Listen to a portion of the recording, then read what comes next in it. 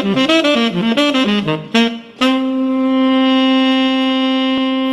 WAMU 88.5 at American University in Washington, welcome to the Politics Hour starring Tom Sherwood. I'm Kojo Nandi.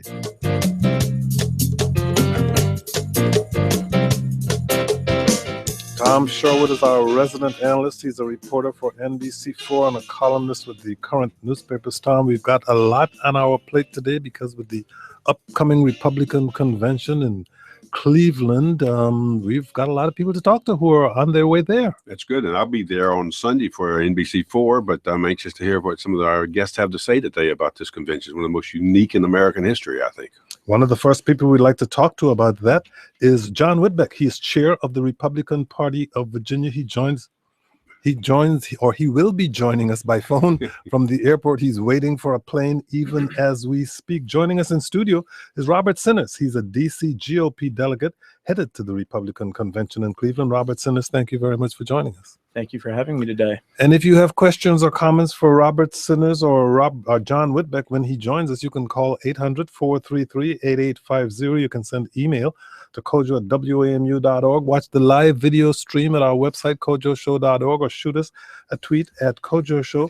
Well, Robert Sinners, you know the news that we now already know, announced by Twitter this morning in advance of what was supposed to be a press conference to announce it, and that is that the presumptive Republican presidential nominee, Donald Trump, has selected Indiana Governor Mike Pence as his vice presidential running mate. What are your thoughts?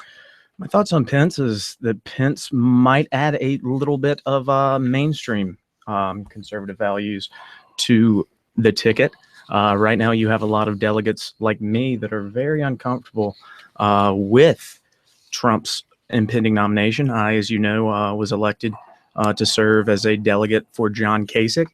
Our delegation from Washington, D.C. is for Kasich. 9 votes will go to Kasich and 10 votes will go to Rubio, and we intend to keep it that way. Does anyone have a second choice Trump out of the district?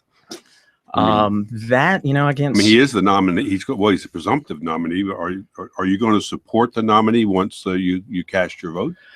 I'm going to support John Kasich, and that's all I know right now. That is a week away from where we might have to deal with that impending reality. But for now, I know that our delegation is committed to doing what we were elected by the Republican voters of D.C. to do, which is Rubio and Kasich.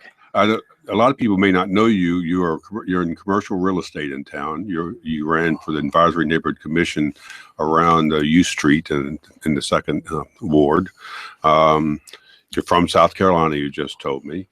You're in a city where there's almost 400,000 Democrats registered to vote, and there are 37,000 Republicans. Mm-hmm. I would ask, why are you a Republican? Well, interesting question. I agree. It's a short program, so don't take too long. Okay. Well, simply in graduate school, I studied a master's of public administration, and I really became opposed to the concept of one-party rule. And I think one of the great things that the DC GOP does is we present an alternative. You see that year after year, there are scandals within the DC Council, within the DC government at large. And one of the things that we're able to do is provide voters an opportunity to say, hey, we need a different voice because it's only up from here. Council, we have independents that are really Democrats, and there's no external oversight or nothing against the status quo. I want to get back to the convention, but are there any Republicans on the November ballot? Yes, we have Carolina Scenic running as an at-large candidate, and we have some other candidates for lesser offices such as school board and the Advisory Neighborhood Commission. You mentioned that you're a supporter of John Kasich, and that's who you'll be going to the convention as a supporter of. But it's my understanding that the majority of DC delegates are never Trump supporters. Yes. Does that include you? That would include me. One condition, I've thought about it, and I do not think I see myself in the position as casting that ballot away from Kasich for Trump. But one of the conditions is that if there was a true appeal from him to reject the platform, as you know, the platform committee recently met and inserted a lot of divisive language, such as anti-LGBT initiatives, support for things like bathroom bills, limiting women in the military. that's something that, as the youngest delegate from DC, and just as our larger delegation, we cannot support that being the standard bearer for the next 4 years. Your delegation is completely out of step with the national party platform that's going to be ratified apparently on Monday. All the Never Trump issues were defeated yesterday prior to the convention. Why even go? I mean, you support John Kasich, right? Mm-hmm. He's the governor of Ohio. He ran as a moderate conservative or just a basic conservative governor. He's not going to attend the convention that's in his home state. Why are you even going? Did you ever consider sitting it out? No, because when there's a fight and you see a fight that needs to happen, and when a larger populace needs to see that there is active resistance against something that could turn potentially detrimental to the country, you need to be able to be there and sit there and stand up when you need to be able to say this is not right. This is not the future of our party. Don't you think then why didn't Governor Kasich go? I mean, to do the very thing you just suggested.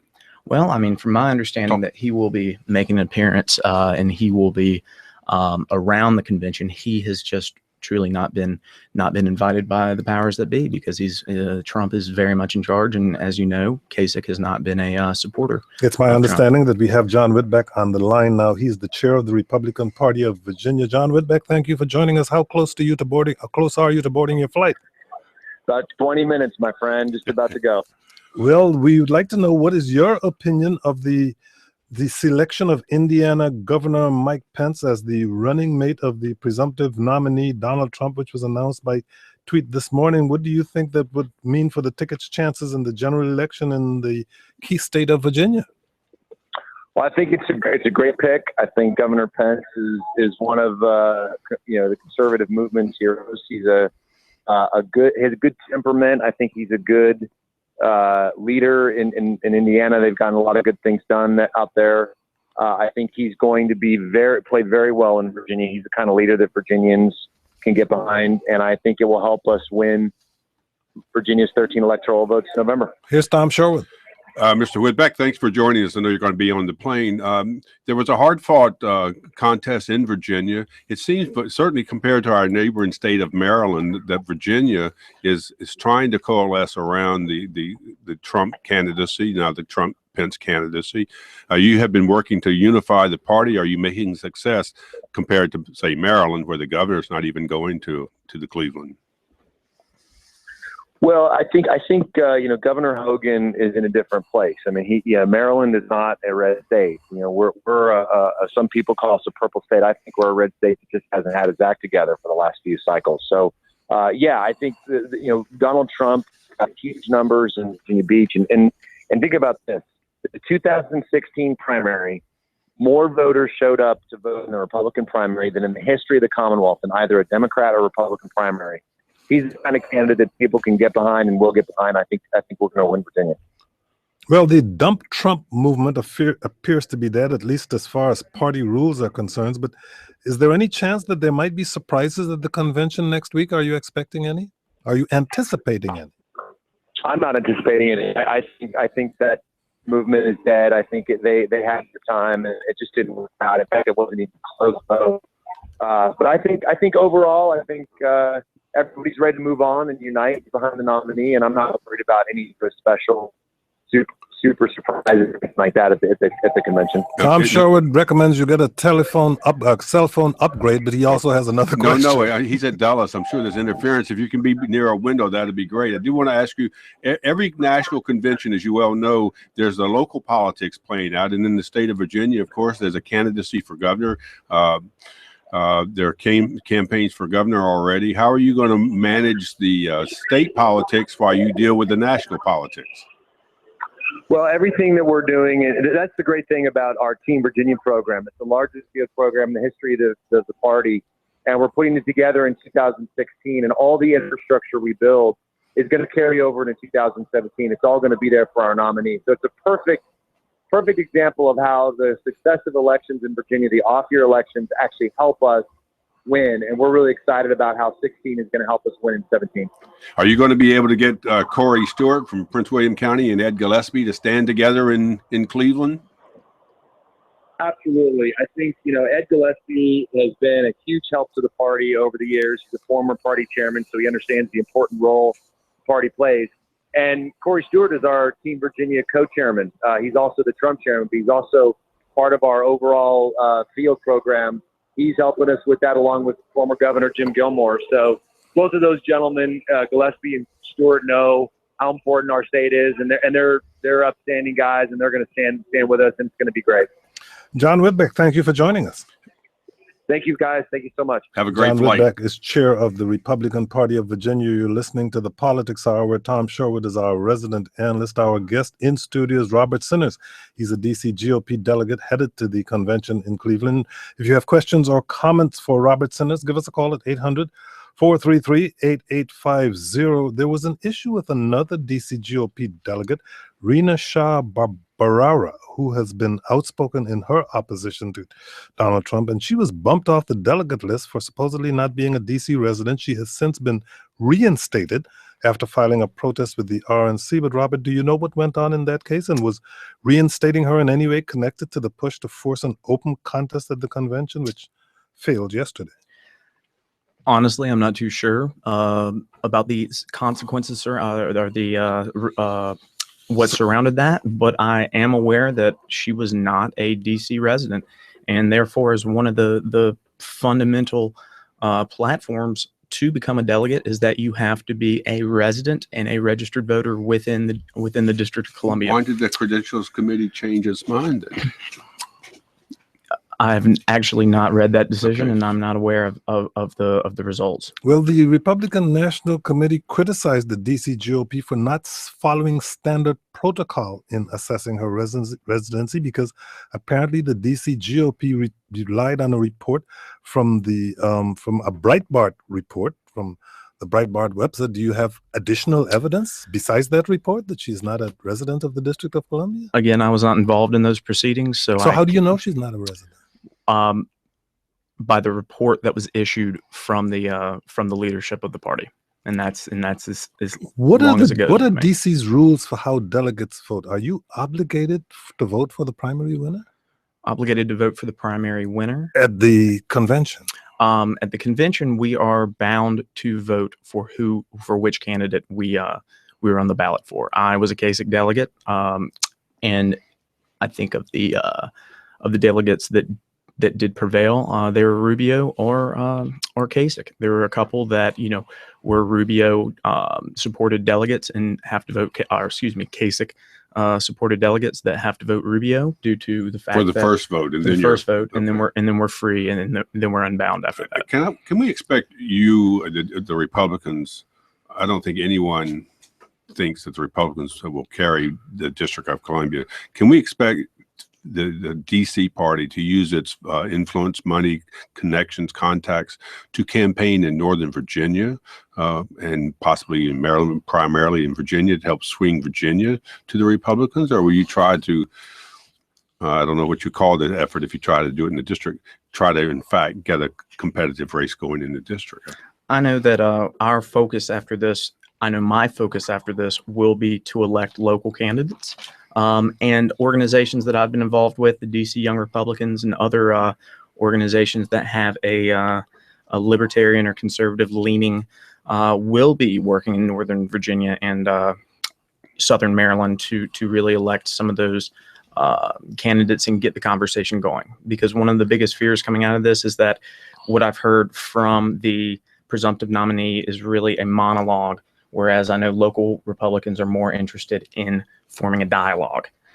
Let's talk about the Republican platform. Fellow DC GOP member Rachel Hoff was the first openly gay Republican to serve on the platform committee, but earlier this week, all amendments making the platform more inclusive toward the LGBT community were voted down. What do you think it will mean for the party's chances in November, maybe especially with the younger voters? Nationally, I don't know, but I think that divisive language is something that is really a troubling precedent, because I cannot remember a time in platform discussions in my involvement in South Carolina and my involvement in Washington, D.C., where you have a platform that fundamentally goes back toward a decision that was made recently and wants to set back a what I think is civil rights back to the 70s. I mean, I think that the law has been decided that we that a man, a woman and a woman should be able to find happiness just the same way that a man and a woman should be.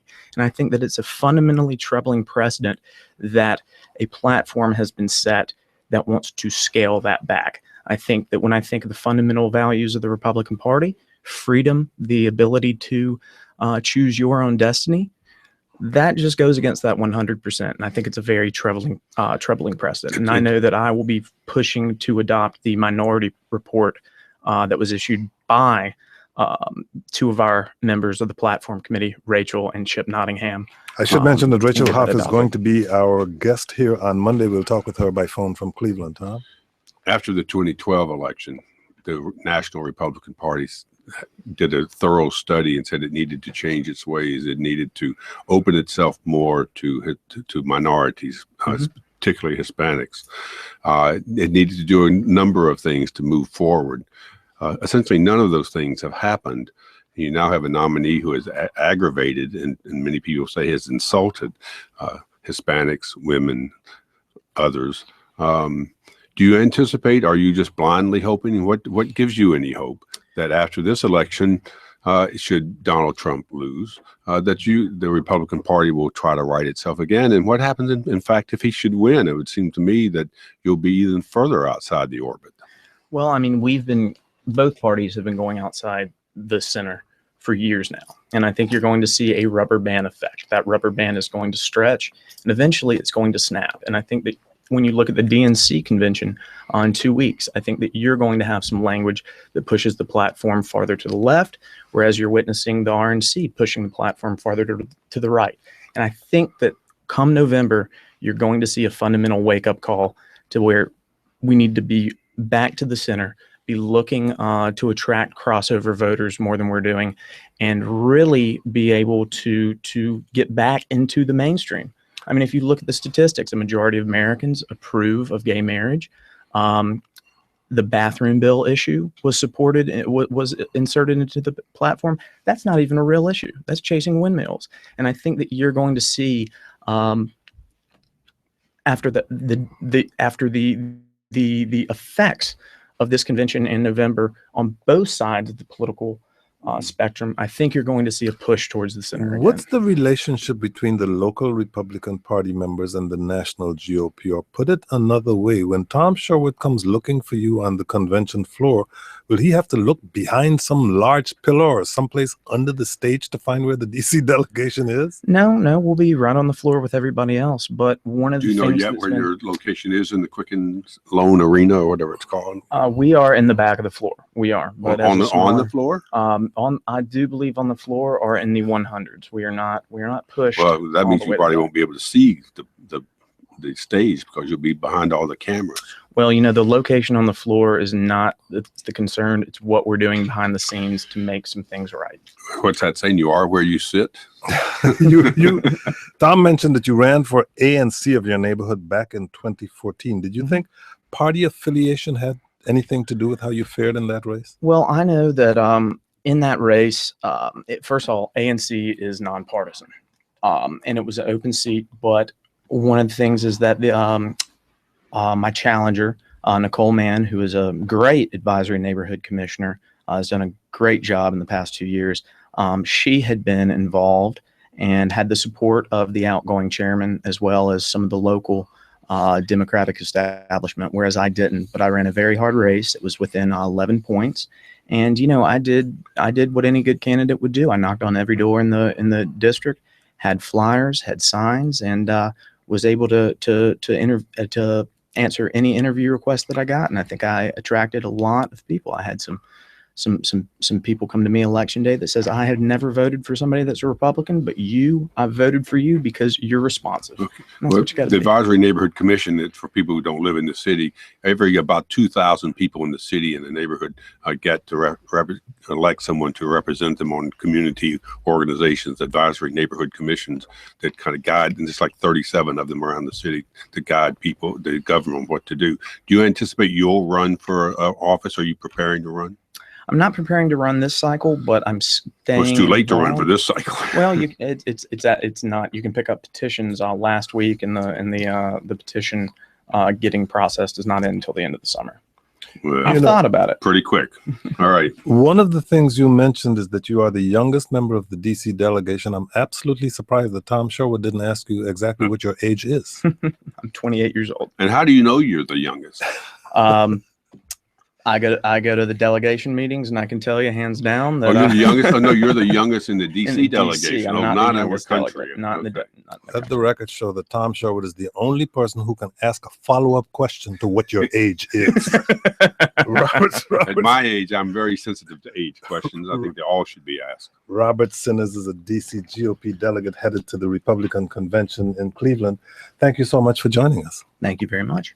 As I said, we have a very packed show today, and joining us by phone now from Cleveland is Carol or Bo Correll, attorney and Virginia GOP delegate. He's also chair of the Winchester Republican Party. Bo Correll, thank you so much for joining us.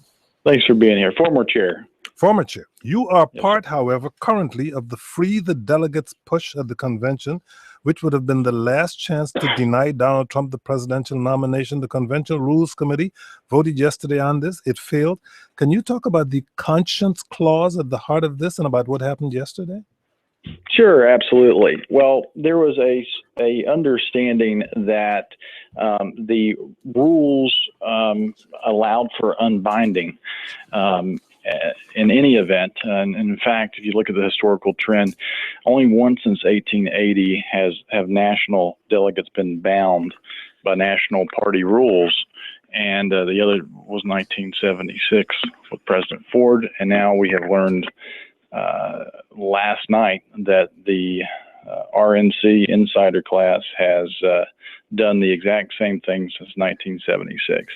So, on the one hand, they're saying, well, delegates are already bound, yet they pass national party rules. Actually, their recommendations are not yet accepted by the floor. They're saying that, well, they weren't bound to start with, yet they, sort of like a one-horse race, as they now are recommending 100% binding. Of course, it doesn't make much sense if, they don't think they think they were bound to start with. So, I am associated with the Free the Delegates movement. It's sort of a tapestry of other organizations, other groups. And, this fight's not over yet. Obviously, that was a critical battle that we wanted to win. The votes came up short. One of our biggest champions, what we were trying to do, was Senator Mike Lee. When you say the fight's not over yet, exactly what do you mean? Because I think party leaders think that they have successfully quashed the dump Trump movement. How can things still be interesting in Cleveland? Sure. Well, I mean, there's several procedural moves that can happen on the actual floor, and on Monday. On Monday. Right. So as the communications director from the RNC stated this morning on the Today Show, I mean, this is just proposed rules. So whether or not they're adopted is another matter. We're exploring all options at this current time of what the next step is, whether it's going to be Monday or if it's, 4 years from now. You objected and legally objected to the state law that said you had to vote for the person for whom that you were elected to represent. Why shouldn't you be expected as a person of goodwill and your word, if you get elected to support someone, why shouldn't you be required, at least on the first ballot, to support that person? Well, look, keeping one's word is the most important thing, and I have done that. How were you elected? Let's let people know, how were you elected a delegate? Sure. Other states have pledges where you write your name down. You're like, I'm going to support Donald Trump, or I'm going to support candidate X or Y. That's not how it's done in Virginia. In Virginia, you're elected, and there's proposed state rules. Remember, national party rules when they're actually adopted Trump state party rules, but that apportion delegates. So, I never once committed to support Donald Trump. In fact, 65% of Virginia voters in the primary voted against Donald Trump. Okay, so but let's be clear for people listening to us, though. You're a delegate to the convention. Did you get elected saying you would support any particular candidate? Yes. Okay, who was that candidate? That was Ted Cruz. Ted Cruz. My position now is a little bit different. I know, but I'm just trying to bring people up to speed of where we are. You were elected as a Ted Cruz delegate. Mm-hmm. And now that not a Ted Cruz delegate. It's a delegate that said, if you send me there, I will support Ted. You will Cruz. support Ted When he was still in the race. And so he's not. And then why are you being made to vote for, made to be voting for Trump? Well, there's something to be teased apart. So in roughly 20 states, including in Virginia, there are delegate binding statutes. These statutes, while they don't affect in a meaningful way, at least one could say, the operation in the actual convention itself, it is a impediment to delegates voting their conscience. So in Virginia, before our lawsuit that I was the plaintiff in, 100% of delegates had to vote for Donald Trump, even though he got 35% of the vote, where they were committing misdemeanors. And don't get distracted. I want to be clear why you have to vote for Trump. Well, a federal judge finally agreed with you, and he blocked Virginia from enforcing the law that you're talking about that would have required all of the state's GOP delegates to vote for the win of the presidential primary. But now that's been described as something of just a symbolic victory because delegates, in my understanding, are bound in the end by national party rules. Is that correct? Well, it removes the threat of coercion from the state. So in order for this to have been successful at the very end, it's a three-part process. You know, we want to remove the legal impediments. Remember, if you're in court, you can't wave around a national party rule. I mean, a judge is going to say, well, that doesn't apply to this state's court. So, you know, we wanted to remove the impediment that delegates feared repercussions under state law using well-established precedent, fight it in the Rules Committee, and fight it on the floor. You know, freethedelegates.com and our associated groups such as Delegates Unbound and others, you know, this victory is actually a victory for not just, you know, the means to the end, but also it's a victory that, you know, we don't want the government coming in and telling private organizations whether or not the Democratic Party or not. Right. Well, you won that battle. You won the battle. The state can't pass a law telling you to obey the RNC rules. But now the Virginia delegation going to Cleveland is going to vote for Trump, and you're saying you do not want to vote for Trump. Is that right? Well, now, okay, get the legal things out of the way. Okay, right. 0% are bound under statute to Trump. Now, the next thing is the apportionment of delegates. So done by the party. I'm so glad you're a lawyer, Bo. I mean, it's not intuitive, right? So it's really not. Well, and nor do I think the listeners have a patience for a great deal of this. But if you get your way, you will be able to do what? Why can't you just abstain if you don't want to vote for Trump? Right. I'm not going to be voting for Trump, so even if, you know, one way or the other. And I just don't think he's fit for nomination. You know. So what are you going to do? Where it needs to be. I'm going to vote for someone else. You know, we were leading up to this fight. We wanted, and right now there's actually petitions being circulated by other state delegations. We're not running that. But if you do that, wouldn't you then be in violation of the rules voted in at the convention? And what would be the penalty for doing that? It would just be ruled out of order, and your votes won't count. Well, that is a different effort from, you know, like I said, this is a tapestry of different organizations and groups of delegates that just really do not want Donald Trump. So that might mean, you know, submitting a name for Ted Cruz or something like that under one of the rules. But, you know, I'm of the position that, you know, I fought the battle that needs to be fought, and so delegates are unbound under state law. And so, yeah, it was potentially symbolic in other states, but it added to the momentum leading up to the convention and the Rules Committee. Okay, I'm just the Never Trump people lost every vote yesterday. I think it was every vote yesterday. The Never Trump people have had their hats handed to them that the expectations there would be a great many Never Trump votes, they're simply not materializing. Now, some people say that's because the party and the pro-Trump people have organized well and whipped people up to vote for the party. It seems to me that you're going to November, all your work, if I were looking at it as a Republican, everything that you're doing here is undermining the Trump's ability to get a good bounce out of a convention that unites behind him and sends the nominee off to do battle with Hillary Clinton. Are you saying you're going to risk the Republican Party losing to Hillary Clinton to keep your way? Absolutely not. And in fact, this effort was aimed at actually putting a candidate in that we believe can defeat Hillary Clinton. Will you support Trump if he's the nominee? What's that? Will you support Trump if he is the nominee of the party after all the machinations? I support the nominees of the Republican Party. Okay. That might be local office. That might be whatever. Does it include Trump? Hillary Clinton has got to be defeated. She's absolutely betrayed her fidelity to her office as Secretary of State. But look, Trump would tell you that you're not helping. Go ahead. Trump would tell you you're not helping. Well, I'm not going to hurt. Here's Elizabeth in Washington, D.C. Elizabeth, you're on the air. Go ahead, please. Yes, good afternoon, gentlemen. I'm really glad to be speaking to somebody who's a delegate to the Republican convention. I am a lifelong Democrat. Sir, have you gone to many conventions?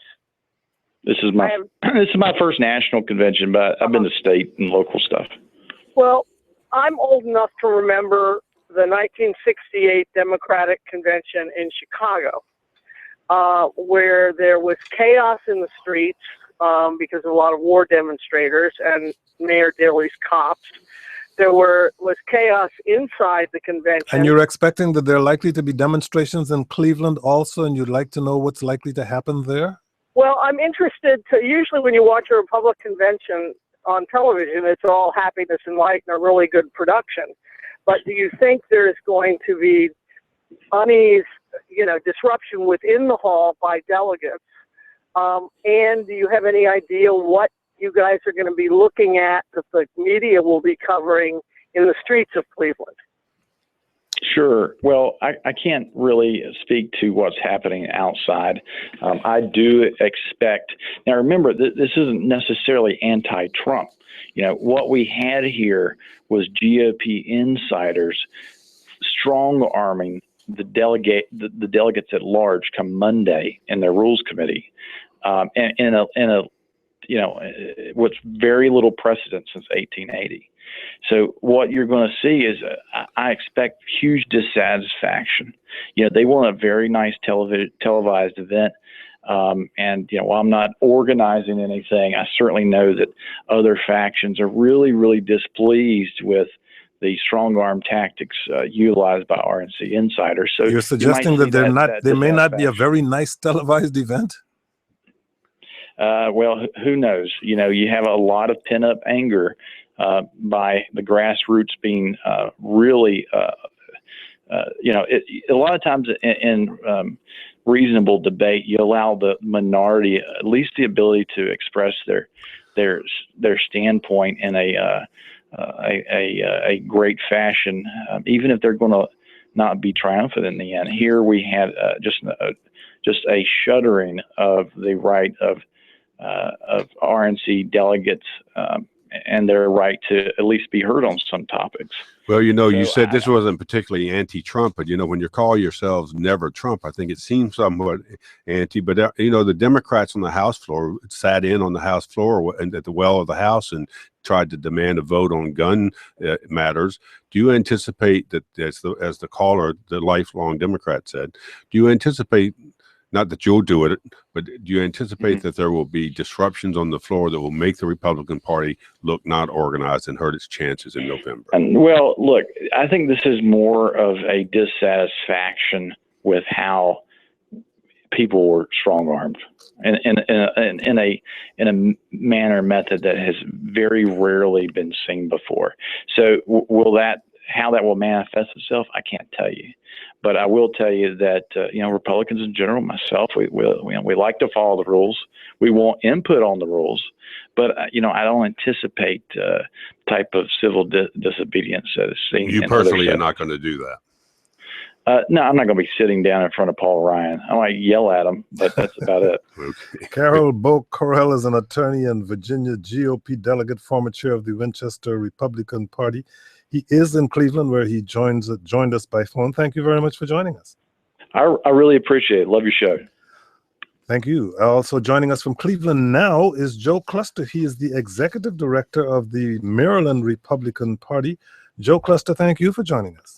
Oh, it's a pleasure to be here. Thank you for having me. If you have questions or comments for Mr. Cluster, give us a call at 800-433-8850. Go to our website, kojoshow.org. Watch the live video stream. Send us a tweet at Kojo Show or email to kojo@wamu.org. Joe Cluster, how would the Trump-Pence ticket, in your view, play in Maryland? Well, Maryland is a historically more Democrat state than say Virginia, like your last caller. So we always have an uphill battle going into presidential elections. But with the popularity of our Republican governor Larry Hogan, I do believe that people are giving Republicans a second look in Maryland, and we'll see how it goes. I don't have any thoughts that we're going to somehow pull the state out for Donald Trump. But that very popular governor, as Tom Sherwood is anxious to point out, has been openly critical of Donald Trump. You can pick it up from there, Sherwood. Well, you know the question you've been asking a zillion times. The Republican leadership of Hogan, which is focusing more on his reelection in 2018, he bowed out. He said he was for Chris Christie. When that didn't happen, don't ask me any more stupid questions about Trump, I think was the quote, or something like that. Yeah, no, look, our governor has been on record as saying that he's, currently cannot vote for Donald Trump. But, he's focusing on Maryland, and his popularity is still pretty high in Maryland. So, the Maryland Republican Party is 100% behind our governor and 100% behind our presidential nominee, Donald Trump.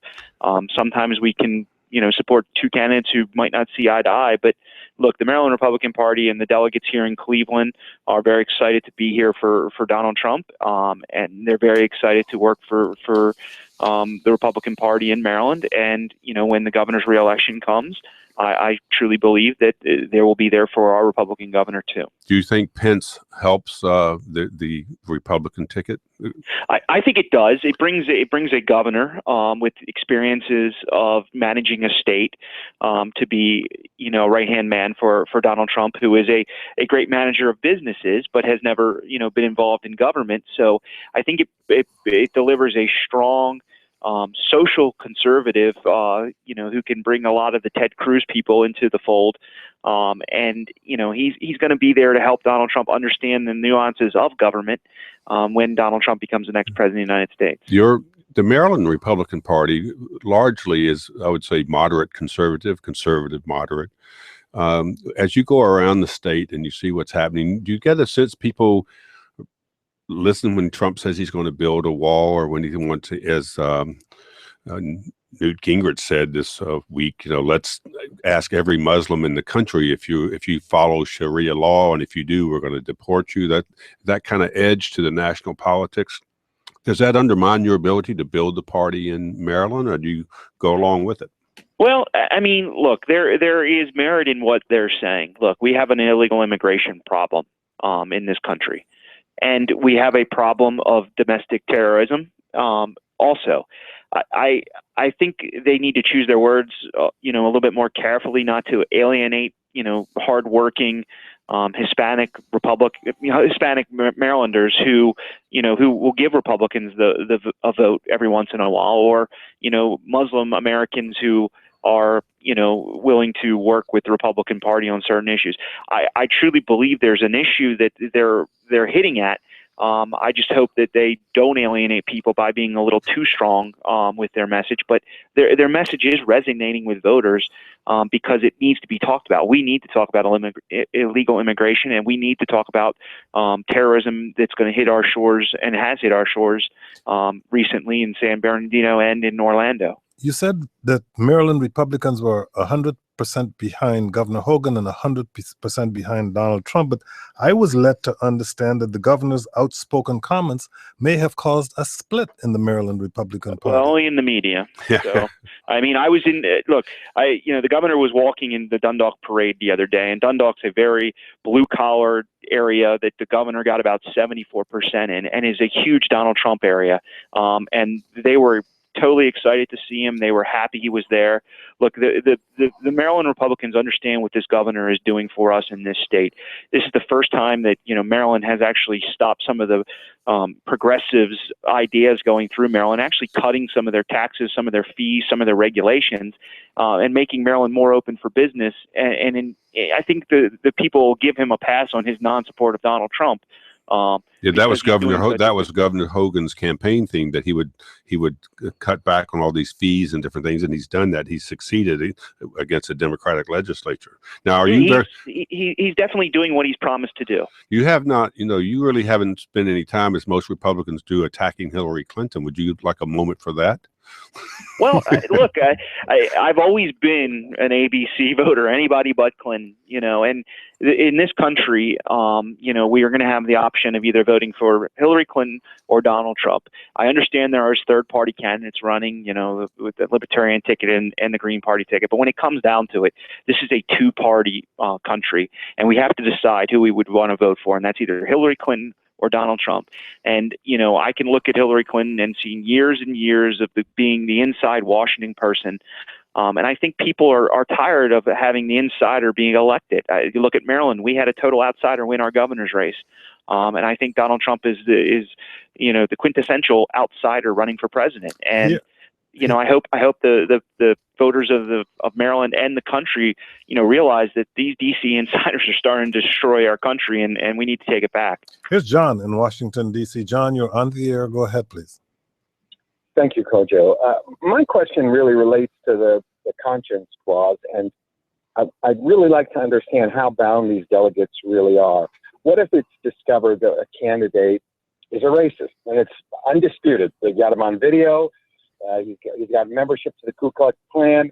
It has to be that people can vote their conscience if some discovery happens before the nomination.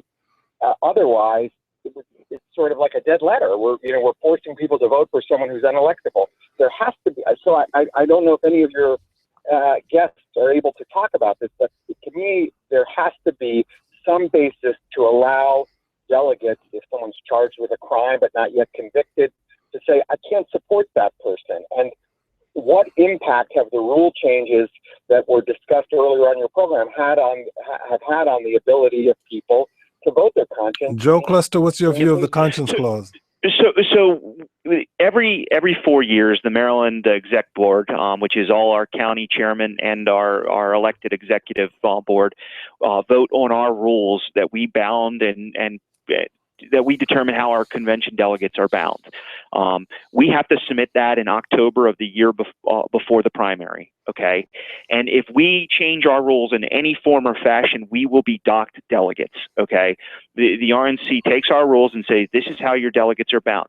Yes, we can put a clause in there that would, you know, say, well, if somebody's convicted of a crime, you know, we can unbound our delegates, or if somebody's found to be, you know, not a Republican, and, you know, we could unbound our delegates, but that is not in our rules. And also, just to be clear, there's no candidate who's facing criminal charges this year that I'm aware of.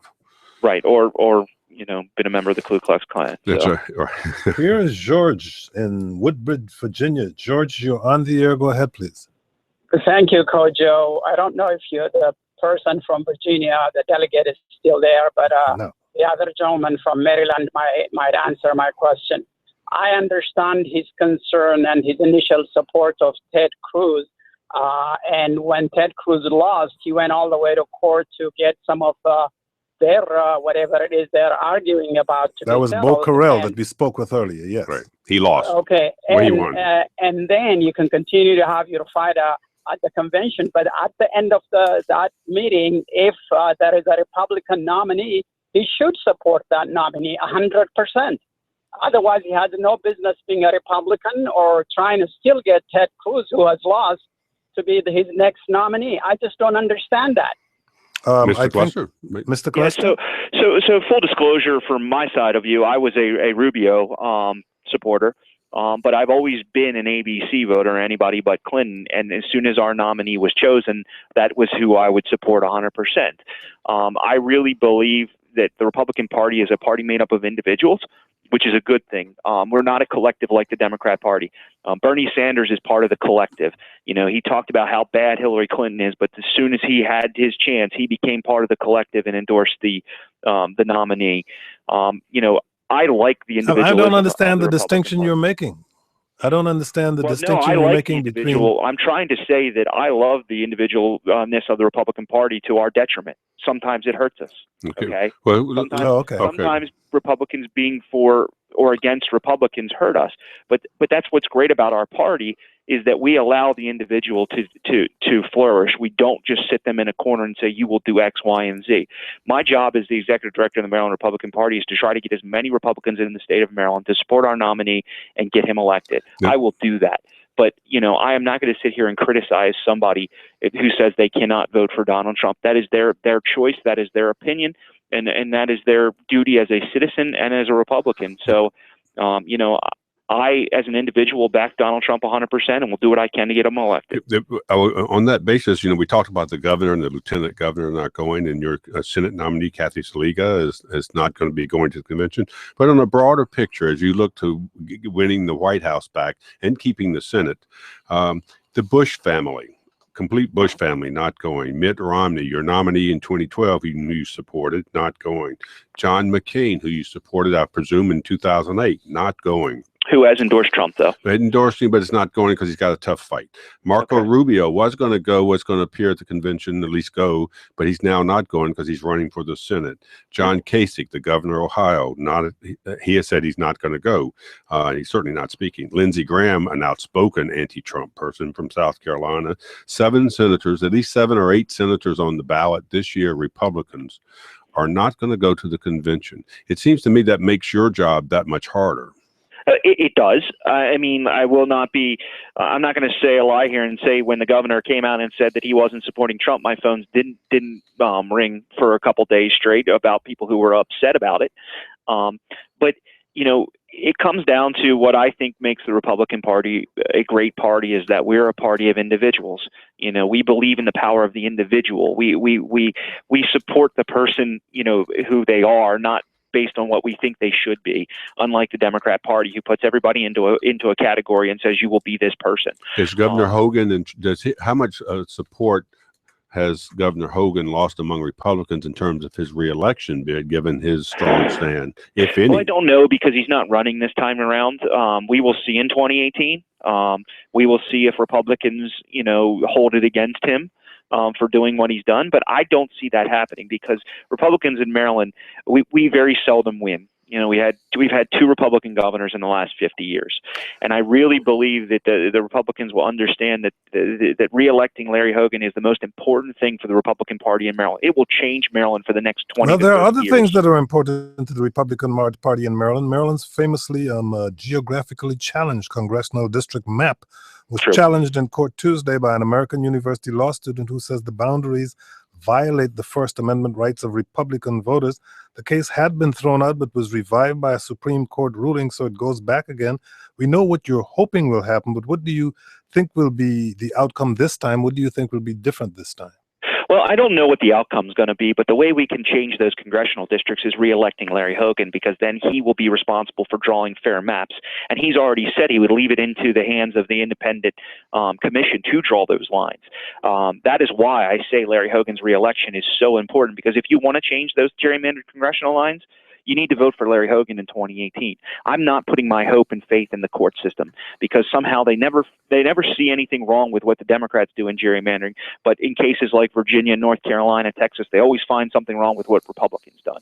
So, I don't put any faith in the judicial system saying that these maps are gerrymandered, even if you just sit there and look at them with the naked eye and realize they're gerrymandered. What I put my faith in is the citizens of Maryland and them reelecting Governor Larry Hogan, because in 2020, when the census comes out, he will have the maps drawn the following year, and they will be fair. Same on the legislative district side, on the House and Senate side in the state of Maryland, he will draw fair maps, and we'll have a more representative government in Annapolis and in D.C. Look, the Maryland Republican Party is very strong in the state of Maryland, but we're very blue in Annapolis and in the D.C. area, in the D.C. congressional delegation, because of the gerrymandered redistricting that Governor O'Malley, put in 10 years ago. Okay, so let's go back to the convention. Are you in Cleveland now? No, I'm on my way to Cleveland right now. All right, I was going to ask you about the security issues there, given the horrific attack. Only have about a minute left. But let me ask you a question. Are you sorry that you won't be going to the J. Millard Tall's Crab and Clam Bake that you're going to be missing by being in Cleveland? I've been there 14 times in my career, so it's the same every year, and I will miss it because it is a fun event. But as for security concerns, I am a little concerned. I'm not going to lie. I'm very concerned about all the different people coming into Cleveland that could somehow do something. So I am a little nervous. And the caller from DC who talked about the 68 event, I am a little fearful that something might happen. Well, just be safe, and all of the delegates be safe. Yeah, we will. Thank you very much for having me. Joe Clester is the executive director of the Maryland Republican Party. Joe Clester, thank you so much for joining us. You're very welcome. Have a nice day. Tom Sherwood, when do you depart for Cleveland? I'll be going Sunday morning. I thought those were really good conversations, though, from Virginia and Maryland. They understand the uphill battle they have in their own two states. But Virginia is a toss-up state. Maryland is not. And this is so much different from 2012 when the Republican Party said it was going to reorient and fix things, and it's gone more conservative than it ever was. So I just think it's going to be really interesting. Everyone who's gone is somewhat worried about the disruptions that may occur. The Secret Service has cordoned off a huge area for a secure zone. We are looking forward to your reporting from Cleveland. Tom Sherwood is our resident analyst. He's a reporter for NBC4 and a columnist with the current newspapers. That's it for the show today, but there's always more happening on our website. You can browse the show's archives. A lot of people are talking about whether U.S. Senator Tim Kaine is going to be Hillary Clinton's vice presidential running mate. We talked with him in June about the politics of gun control. We've got even more digital content for you at the Kojo Show blog. Producer Avery Kleinman spoke earlier this summer with a Virginia man whose voting rights were restored earlier this year when Governor Terry McAuliffe ordered the restoration of voting rights for thousands of felons. That's at kojoshow.org/blog. And be sure to meet us back here Monday at noon. DC's openly gay Republican member of the party's platform committee got shut down on LGBT-friendly amendments. She'll join us to discuss that, plus how Donald Trump as president might or might not fit into DC's culture. Until then, thank you all for listening. I'm Kojo Nnamdi.